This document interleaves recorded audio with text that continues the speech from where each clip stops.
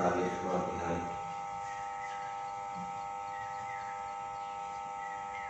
महर्षि ज्ञानतीर्थ वेद भाष्य के ऊपर विचार कर रहे हैं। आज हम मंत्र संख्या 13 और 14 इनके ऊपर विचार करेंगे। मंत्र 13 है, अन्य देवाहुर विद्याया अन्य दाहुर विद्याया इति शुश्रुमा धीराना ये नस्कर्तु से चक्षु। इससे पहले वाला जो मंत्र संख्या 12 है, अंधं तमा प्रविशन्ति ये अविद्याम् उपासते ततो भूयैव ते तमो या विद्यायाम तथा। इस मंत्र के अंदर विद्या और अविद्या की उपासना का फल बताया था। जो अविद्या की उपासना करते हैं, अविद्या के दो अर्थ किए थे। एक तो जो जड़ पदार्थों की उपासना करते हैं, भौतिक पदार्थों में आसक्त हैं, भौतिक विषयों में जो आसक्त हैं, और अविद्या का दूसरा अर्थ किया था। योग दर्शन में जो अविद्या का स्वरूप बताया है, अनित्य को नित्य मानना, अपवित्र को पवित्र मानना, दुख को सुख मानना, इस अविद्या की जो उपासना करते। वैसे इन दोनों अर्थों का संबंध परस्पर है कि जो अनित्य को नित्य मानेगा, अपवित्र को पवित्र मानेगा, दुखदायी को सुखदायी मानेगा, वो जड़ पदार्थों की उपासना करे, वो भौतिक पदार्थों की उपासना करेगा। और जड़ पदार्थों की उपासना करने से, भौतिक पदार्थों को महत्वपूर्ण मानने से व्यक्ति अंधकार को प्राप्त होगा, अज्ञान रूपी अंधकार।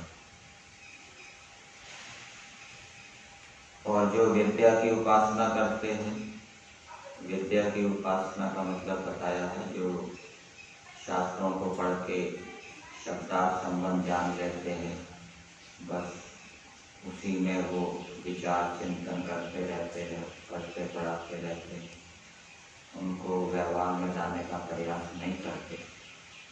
वो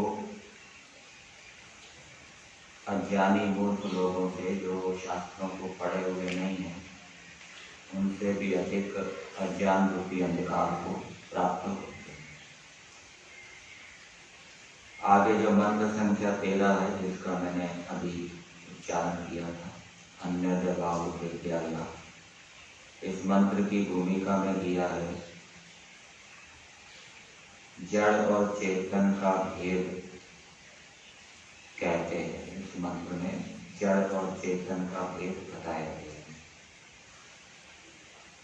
भेद प्रयोजन की दृष्टि से है, उपयोग की दृष्टि से है। जड़ पदार्थों का अलग उपयोग है, जड़ पदार्थों से हमें अन्य प्रकार का लाभ होता है, और चेतन पदार्थों से हमें अन्य प्रकार का लाभ होता है। दोनों हमारे भिन्न भिन्न प्रयोजनों को सिद्ध करते हैं। जड़ पदार्थ के प्रयोजन सिद्ध करते हैं, चेतन को सिद्ध नहीं कर सकती, और चेतन जिस प्रयोजन को सिद्ध करते हैं, उसको जड़ पदार्थ सिद्ध नहीं कर सकते। इस दृष्टि से जड़ और चेतन में भेद है। जड़ पदार्थों से हमारी भूख मिट जाएगी, भोजन आदि उपलब्ध होगा। जड़ पदार्थों से हम अपने शरीर को ढक लेंगे। जड़ पदार्थों से हमें निवास के लिए स्थान आदि मिल जाएगा, घर मकान आदि मिल जाएंगे। और चेतन है, चेतन में सामान्य मनुष्य भी है, विद्वान भी है। जैसे शूद्र है, चेतन है, वो हमारी सेवा कर देगा। कोई वैश्य है तो वो हमारे लिए अनाज उत्पन्न कर देगा। गौओं आदि पशुओं का पालन करके हमें दूध आदि प्रदान कर देगा। क्षत्रिय है चेतन, वो हमारी रक्षा कर देगा। और जो ब्राह्मण है वो हमें विद्या देगा। तो ये जो चेतनों से प्रयोजन सिद्ध होते हैं, सेवा करना, अन्न आदि को प्रदान करना, रक्षा करना, व्यवस्था करना, विद्या आदि देना, ये जो प्रयोजन है ये जड़ पदार्थों से सिद्ध नहीं होते। और जड़ पदार्थों से जो प्रयोजन है, भोजन की प्राप्ति, भूख की निवृत्ति के लिए, वस्त्र की प्राप्ति, वस्त्र जो हमारे शरीर को ढकता है, वो चेतन हमारे शरीर को नहीं ढक सकता। कोई प्राणी हमारे शरीर को नहीं ढक सकता। वस्त्रों से जैसा प्रयोग होता है वो किसी प्राणी से नहीं है। तो इस मंत्र के भावार्थ में दिया है,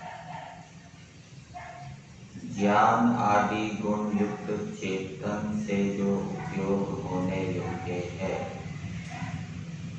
वह अज्ञान युक्त जड़ से कदापि नहीं। तो ज्ञान आदि गुण युक्त चेतन में सभी मनुष्य आ जाएंगे, मनुष्य से भिन्न प्राणी भी आ जाएंगे।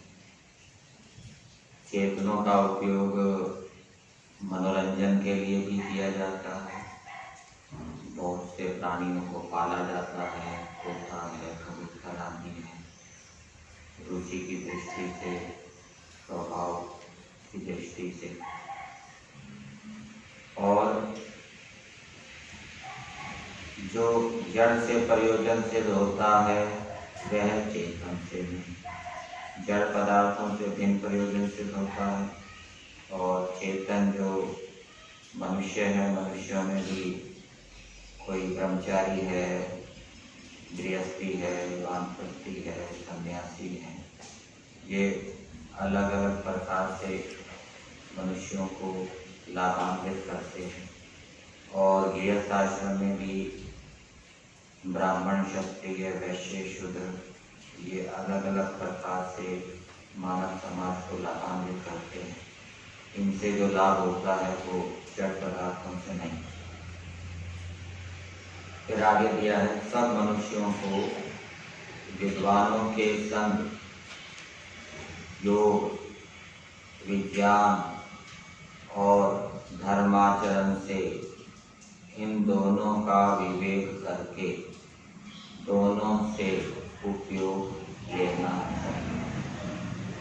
तो जितने भी सृष्टि के अंदर जड़ पदार्थ हैं, पृथ्वी, जल, अग्नि, वायु, आकाश और भी जो औषधियाँ, वनस्पतियाँ हैं, तो विद्वानों का संग करके इनके गुण कर्म स्वभावों को जानना चाहिए, इनका विवेक करना चाहिए।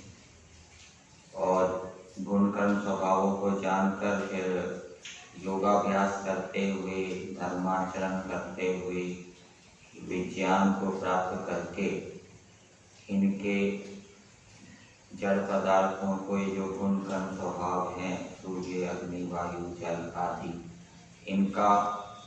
इनके गुण कर्म स्वभावों का निश्चयात्मक, संशय रहित ज्ञान प्राप्त करना चाहिए।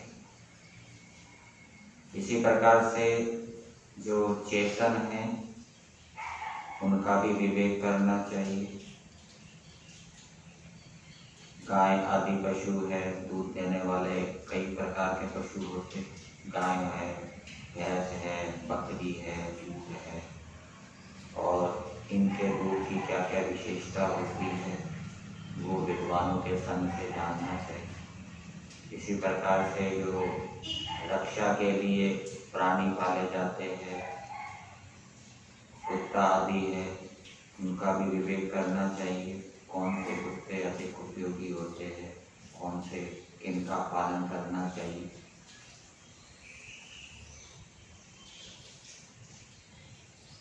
और शूद्र है वैश्य है, क्षत्रिय है, ब्राह्मण है, इनका भी विवेक विद्वानों के संग से करना चाहिए कि जो शूद्र है, सेवक है, उसकी क्या विशेषता होनी चाहिए, वैश्य है उसकी क्या विशेषता होनी चाहिए, क्षत्रिय है उसकी क्या विशेषता होनी चाहिए, किसको शूद्र बनाए, किसको वैश्य बनाए, किसको क्षत्रिय बनाए, किसको ब्राह्मण बनाए। तो ये विद्वानों के संग से इनका विवेक करना चाहिए, इनके गुण कर्म स्वभावों को जानना चाहिए। शूद्र के क्या गुण कर्म स्वभाव हो, वैश्य के गुण कर्म स्वभाव क्या होने चाहिए, क्षत्रिय के गुण कर्म स्वभाव क्या होने चाहिए, ब्राह्मण के गुण कर्म स्वभाव क्या होने चाहिए। और फिर ब्रह्मचारी हैं, ब्रह्मचारियों के क्या कर्तव्य कर्म हैं, उन्हें क्या करना चाहिए, ये भी उनका भी विवेक करना चाहिए। इसी प्रकार से वानप्रस्थी है, सन्यासी है, उनके क्या कर्म हैं, उनके क्या कर्तव्य है, ये भी विद्वानों के संग से जानना चाहिए। ये तो विद्वानों के संग से तो शाब्दिक रूप में जानेंगे और फिर योगाभ्यास करेंगे, धर्माचरण करेंगे, इनके गुण कर्म स्वभावों पर चिंतन मनन करेंगे, तो फिर ठीक ठीक संशय रहित इन जड़ और चेतन पदार्थों के गुण कर्म स्वभावों के विषय में ज्ञान होगा। तो दोनों का विवेक करके फिर दोनों से उपयोग लेना चाहिए। इसलिए उपयोग लेना चाहिए मोक्ष के साधन के रूप में। अब दूध देने वाले अनेक प्राणी है, किसका दूध पिए, तो वो विवेक करना चाहिए। अब कोई किसी को बकरी का दूध किसी रोग विशेष के लिए अनुकूल होता है, तो उस रोग निवृत्ति के लिए वो बकरी का दूध पी सकता है। और गाय का दूध है वो भी सेवन करने योग्य है, भैंस का दूध है वो भी सेवन करने योग्य है। तो किसको कौन सा दूध अनुकूल है, किसी को गाय का दूध अनुकूल नहीं होता, भैंस का दूध अनुकूल आता है, तो वो अपने शरीर की प्रकृति के अनुसार जो दूध उसको अनुकूल है उसका सेवन करें। इसी प्रकार से भोजन है, भोजन का उपयोग लेना, कौन सा भोजन, कौन सा अन्न खाना है, कौन सा अन्न मुझे अनुकूल है, कैसी ऋतु है, भिन्न भिन्न ऋतुओं के अनुसार भिन्न भिन्न आहार विहार होता है। तो उस सब को जानकर मोक्ष के साधनों में इनका उपयोग करना, जिससे कि शरीर स्वस्थ रहे, बल पराक्रम उत्साह बढ़े और आत्मा का ज्ञान भी बढ़ता है। ऐसे ही शूद्र के गुण कर्म स्वभावों को जानकर उनका उपयोग करना चाहिए, सेवकों को रखना चाहिए और उन सेवकों से अपने कार्य सिद्ध करने चाहिए। और सेवकों को रखने के बाद भी उनका निरीक्षण परीक्षण करते रहना चाहिए कि वो ठीक काम कर रहे हैं या नहीं कर रहे, बिल्कुल उनके ऊपर नहीं सौंप देना चाहिए। इसी प्रकार से वैश्य है, कृषि करने वाले, खेती करने वाले अथवा गौ पालन करने वाले, तो मान लीजिए गौ सेवक रखना है या हमें कोई फसल उगानी है, किसी वैश्य को रखना है, तो हमें गुण कर्म स्वभाव पता होंगे तो उसके अनुसार रखेंगे। जिसकी रुचि है गौ पालन में, पशु पालन में और योग्यता भी है, विद्या भी है, उसको रखना चाहिए, उसका उपयोग करना चाहिए। इसी प्रकार से जो खेती की जानकारी रखता है, खेती कैसे करनी चाहिए और उसके पास सामर्थ्य भी है, रुचि भी है, ऐसे व्यक्ति को खेती के काम में लगाना चाहिए। ऐसे ही क्षत्रिय का उपयोग करना चाहिए, क्षत्रिय के गुण कर्म स्वभावों को जानकर उसका उपयोग करना चाहिए। जिसकी रुचि राज्य के पालन में है, जो शौर्य, साहसी, निर्भीक आदि गुणों से युक्त है, ऐसे व्यक्ति को क्षत्रिय रखना चाहिए और उसको राष्ट्र की रक्षा में उसका उपयोग लेना चाहिए। ऐसे ही ब्राह्मण है, ब्राह्मण के गुण कर्म स्वभावों को जानकर उनका उपयोग करना चाहिए। प्रजाओं को शिक्षित करना है, विद्या से युक्त करना है, तो वो काम ब्राह्मणों का होता है। तो जो व्यक्ति ब्राह्मणों के गुणकर्म स्वभाव से युक्त है उसको पढ़ाने का, उपदेश करने का कार्य सौंपना चाहिए, जिससे कि जो प्रजाएं हैं वो अच्छी शिक्षा और विद्या से युक्त हों। तो मंत्र का संदेश मनुष्यों के लिए ये है कि मनुष्य जड़ पदार्थों को भी जाने, उनके गुणकर्म स्वभावों को जाने।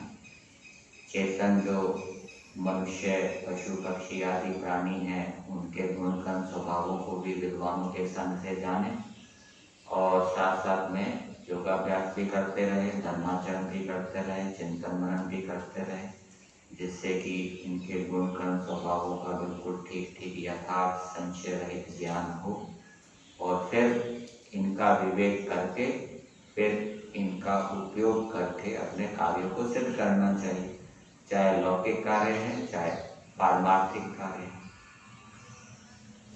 अब मंत्र संख्या 14 को देखते हैं, ये भी इसके साथ ही संबद्ध है। मंत्र है विद्याम च यस्तद् वेदो भयं सह अविद्यया मृत्युं तीत्वा विद्यया मृतमश्नुते। तो इस मंत्र में बताया गया है कि विद्या और अविद्या इन दोनों को जानना चाहिए। विद्या का मतलब होता है तत्व ज्ञान। विद्याम च, तत्व ज्ञान को जानना चाहिए। तत्व ज्ञान का स्वरूप क्या होता है, जिससे किसी वस्तु के स्वरूप को ठीक ठीक बताया जाए अथवा जिससे किसी वस्तु के स्वरूप का ठीक ठीक ज्ञान हो, उसको विद्या कहते हैं, उसको तत्व ज्ञान कहते हैं। और जिससे किसी वस्तु के स्वरूप का ठीक ठीक ज्ञान ना हो, उसको अविद्या कहते हैं, उसको मिथ्या ज्ञान कहते हैं। तो विद्याम च, तो तत्व ज्ञान को भी जानना चाहिए। और च से मतलब तत्व ज्ञान किन उपायों से, किन साधनों से प्राप्त होता है, उसको भी जानना चाहिए। तत्व ज्ञान को प्राप्त करने के लिए श्रवण, मनन, निधिध्यासन, साक्षात्कार ये उपाय बताए गए हैं। और व्याकरण महाभाष्य के अंदर आगम काल, स्वाध्याय काल, प्रवचन काल, व्यवहार काल, चतुर्विध प्रकार विद्या उपयुक्ता भवति, ये भी प्रकार बताए हैं विद्या प्राप्ति की। और योगाभ्यास करने से, अष्टांग योग का अनुष्ठान करने से भी विद्या की प्राप्ति होती है। योग अंग अनुष्ठानात् अशुद्धि क्षय ज्ञान दीप्ति अविवेक ख्याति। और धर्माचरण करने से भी विद्या की प्राप्ति होती है। तो ये साधनों को जानना चाहिए विद्या के, और साधनों को जानकर और विद्या का फल क्या होता है, तत्व ज्ञान का फल क्या होता है, वो भी जानना चाहिए। विद्या मृतमश्नुते, तत्व ज्ञान से मोक्ष की प्राप्ति होती है। सांख्य दर्शन में भी दिया है ज्ञानानुक्ति, ज्ञान से अर्थात तत्व ज्ञान से मोक्ष की प्राप्ति होती है। तो विद्या का स्वरूप क्या है, तत्व ज्ञान का स्वरूप क्या है, उसका क्या फल है, उससे क्या प्रयोजन सिद्ध होता है, और वो तत्व ज्ञान किन किन साधनों से प्राप्त किया जा सकता है, इन सब को जानना चाहिए। फिर अविद्याम च, मिथ्या ज्ञान को भी जानना चाहिए कि मिथ्या ज्ञान ये होता है और मिथ्या ज्ञान से क्या फल होता है। मिथ्या ज्ञान के कारण बंधन होता है, व्यक्ति अनेक प्रकार के दुखों को प्राप्त करता है। और मिथ्या ज्ञान किन किन साधनों से प्राप्त होता है वो भी जानना चाहिए। यदि भोगाभ्यास करेंगे, अधर्माचरण करेंगे और श्रवण मनन आदि नहीं करेंगे, विद्वानों का संग नहीं करेंगे, शास्त्रों को नहीं पढ़ेंगे, तो उससे मिथ्या ज्ञान उत्पन्न होता है। ये बाधक तत्व हैं ज्ञान की प्राप्ति में, विद्या की प्राप्ति में। तो इस प्रकार से दोनों को जानना चाहिए, तत्व ज्ञान को भी, उसके फल को भी, उसके साधनों को भी, मिथ्या ज्ञान को भी, उसके फल को भी, उसके साधनों को। जो हानिकारक प्राणी हैं उनको भी जानना चाहिए। किस लिए जानना चाहिए? जिससे कि हम उनसे बचें। जैसे सांप है वो हानि कर सकता है, तो उसके विषय में जानना चाहिए। कब कब हानि कर सकता है। यदि सांप के ऊपर पैर पड़ गया अंधकार में तो वो काट भी सकता है, मार सकता है। तो जब भी अंधकार में जाएं तो टॉर्च आदि साथ में लेके जाएं, जिससे कि उस हानि से बच सकें। फिर आगे दिया है अविद्या मृत्यु तीर्थवा, अविद्या से मृत्यु को पार करके। मृत्यु सबसे बड़ा दुख है संसार में। सबसे बड़ा दुख कौन सा है? मृत्यु का दुख। और सबसे बड़ा सुख कौन सा है संसार का? चक्रवर्ती राज्य का सुख है। तो अविद्या से मृत्यु को पार करके। अब अविद्या के एक अर्थ तो किया था अविद्या का योग दर्शन वाला, मिथ्या ज्ञान, अनित्य को नित्य मानना, अशुचि को शुचि मानना, दुखदायी पदार्थ को सुखदायी मानना। तो अविद्या से मृत्यु को पार करके, अविद्या से दुख सागर को पार करके, मिथ्या ज्ञान से तो दुख सागर को पार किया नहीं जा सकता, इसलिए ये वाला अर्थ तो घटेगा नहीं। और अविद्या का दूसरा अर्थ क्या किया था? जड़ पदार्थ किया था। और जड़ पदार्थ से भी सब दुखों की निवृत्ति नहीं हो सकती। सांख्य दर्शन के अंदर आता है ना दृष्टांत सिद्धि निवृत्ति अपनी आवृत्ति ही दर्शनार्थ। केवल जड़ पदार्थों से हम दुख सागर से पार नहीं हो सकते। केवल जड़ पदार्थों से हमारे सारे दुखों की निवृत्ति नहीं हो सकती। इसलिए पीछे जो अविद्या के दो अर्थ किए थे, एक तो मिथ्या ज्ञान किया था, वो अर्थ यहाँ नहीं घटेगा। और अविद्या का दूसरा अर्थ किया था जड़ पदार्थ, जड़ पदार्थ भी यहाँ नहीं घटेगा। इसलिए यहाँ पर अविद्या का क्या अर्थ किया है? अविद्या का अर्थ किया है पुरुषार्थ, धर्म पूर्वक पुरुषार्थ। एक धर्म पूर्वक कर्म, कर्म के भी दो भेद हैं, एक बाह्य कर्म और एक आंतरिक कर्म। और ये दोनों योगाभ्यास के अंतर्गत आ जाते हैं। यम नियम, आसन, प्राणायाम आदि ये बाह्य कर्म है, और ध्यान, समाधि आदि ये आंतरिक कर्म है।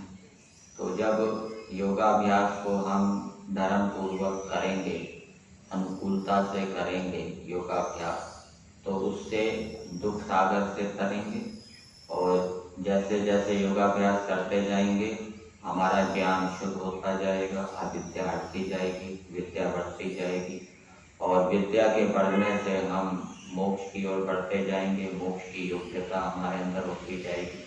इसलिए मंत्र के अंदर क्या बताया? विद्या मृतम अश्नुते। और उससे फिर धीरे धीरे वो मोक्ष की ओर बढ़ता है और अंततः अविद्या के पूर्णतः नष्ट हो जाने पर वो मोक्ष को प्राप्त कर लेता है। तो इस मंत्र के भावार्थ में दिया है, जो मनुष्य विद्या और अविद्या को उनके स्वरूप से जानकर इनके जड़ चेतन साधक हैं।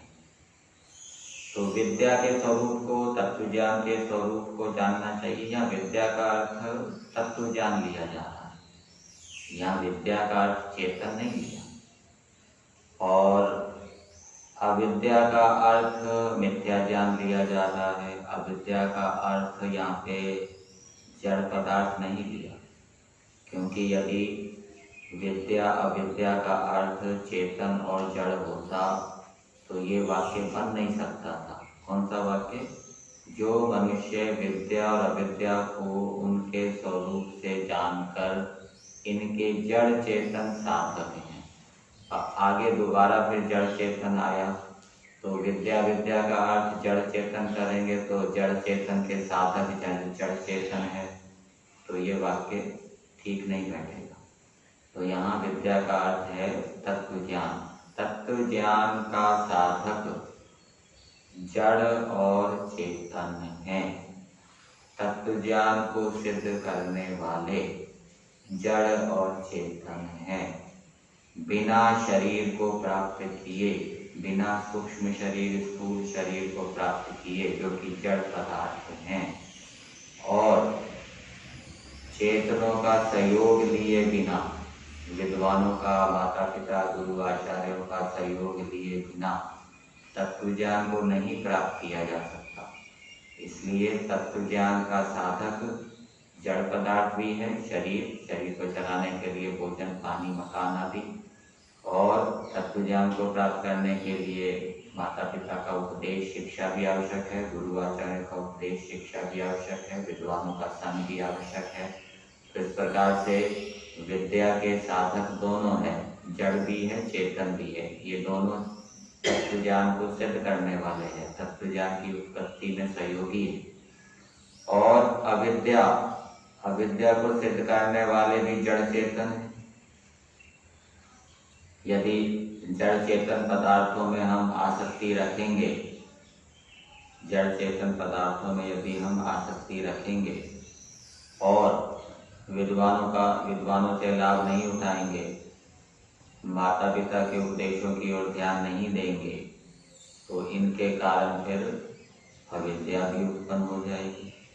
तो ये जड़ और चेतन अविद्या को सिद्ध करने वाले भी हैं। भोजन है, जैसे भोजन को ले लीजिए, भोजन यदि ज्यादा मात्रा में खा लेंगे तो अविद्या को उत्पन्न करते हैं।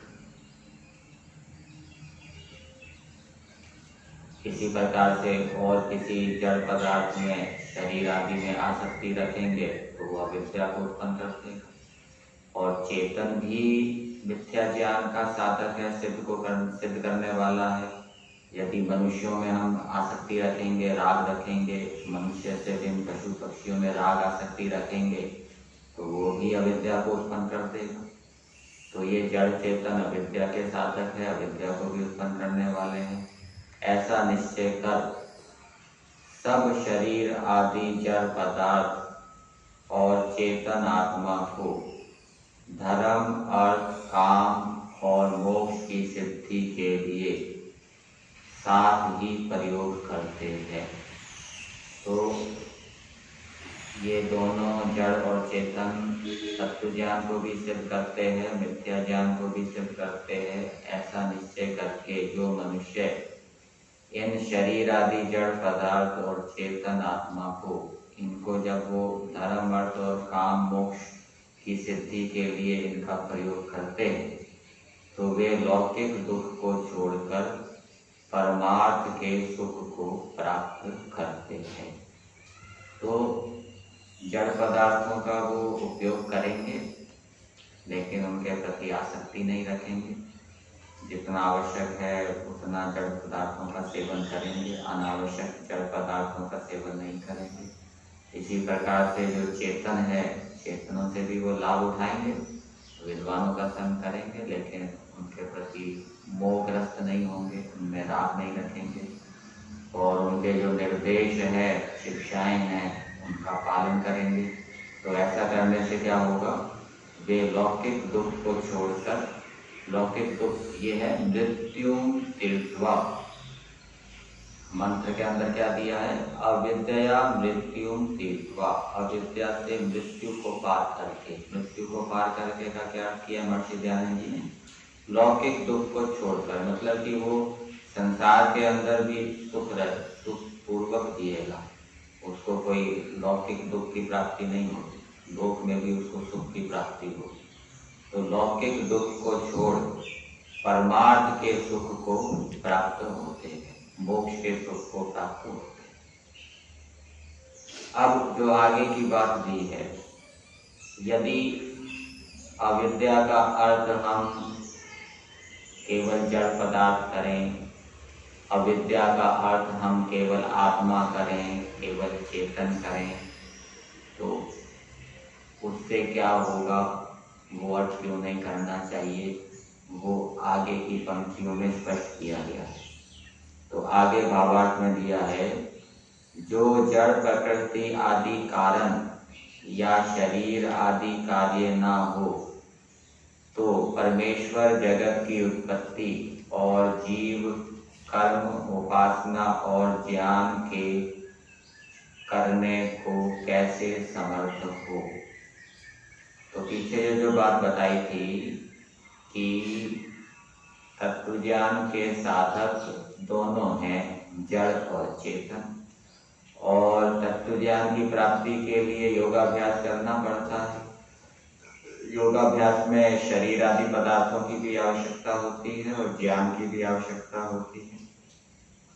तो वही बात लिखी है, जो जड़ प्रकृति आदि कारण या शरीर आदि कार्य ना हो तो परमेश्वर जगत की उत्पत्ति और जीव कर्म उपासना और ज्ञान के करने को कैसे समर्थ हो।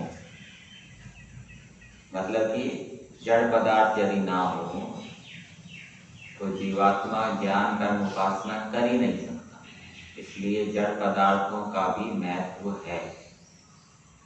और आगे दिया इससे, परंतु जड़ पदार्थों का महत्व है तो इसका मतलब नहीं है कि जड़ पदार्थों से ही सारे प्रयोजन सिद्ध हो जाएंगे। जड़ पदार्थों से तीनों सुखों की निवृत्ति नहीं होगी, चेतन की भी आवश्यकता है। इससे ना केवल जड़, ना केवल चेतन से, अथवा ना केवल कर्म से और ना केवल ज्ञान से कोई धर्म आदि पदार्थों की सिद्धि करने में समर्थ होता है। तो केवल कर्म से कोई धर्म अर्थ काम मोक्ष को सिद्ध कर ले तो केवल कर्म को करते करते व्यक्ति मोक्ष को प्राप्त नहीं कर सकता। और केवल ज्ञान से ही वो कहे कि भाई मैं ध्यान में बैठा रहूं, ज्ञान ही करता रहूं, बस उसी से मेरा मोक्ष हो जाए, वैराग्य हो जाए, समाधि लग जाए, तो वो केवल ज्ञान से भी मोक्ष की, वैराग्य की, समाधि की सिद्धि नहीं होगी। केवल कर्म से भी वैराग्य की सिद्धि नहीं होगी। तो क्या करना पड़ेगा, तीनों का, दोनों का समन्वय बनाना पड़ेगा, ज्ञान का भी और कर्म का। उन दोनों को साथ में लेते हुए तो जो उनको धर्म आदि से युक्त करेगा वो मोक्ष को प्राप्त करेगा। तो मंत्र का संदेश मनुष्यों के लिए ये है कि मनुष्य तत्व ज्ञान के स्वरूप को जाने और मिथ्या ज्ञान के स्वरूप को भी जाने। कैसे जाने? विद्वानों के संग से। और तत्व ज्ञान और मिथ्या ज्ञान का फल क्या होता है, वो किन किन, उनके क्या क्या साधन हैं, वो भी विद्वानों के संग से जाने। और साथ साथ में ये भी समझना चाहिए, योगाभ्यास भी करे, धर्माचरण भी करे, चिंतन मनन भी करे। तो ये सब करते हुए मनुष्य तत्व ज्ञान, मिथ्या ज्ञान, उनके साधक, उनको जाने और फिर जानकर क्या करे, वो पुरुषार्थ करे, धर्म पूर्वक पुरुषार्थ करे, योगाभ्यास करे। तो इस प्रकार धर्म पूर्वक पुरुषार्थ करते हुए दोनों का, जड़ और चेतन का उपयोग साथ साथ में लेते हुए वो सांसारिक दुख से छूटकर, अर्थात संसार में भी दुखों से वो छूट जाएगा, सुखपूर्वक रहेगा और वो मोक्ष को प्राप्त करेगा, मोक्ष की ओर बढ़ेगा। तो ये उसका फल बताया।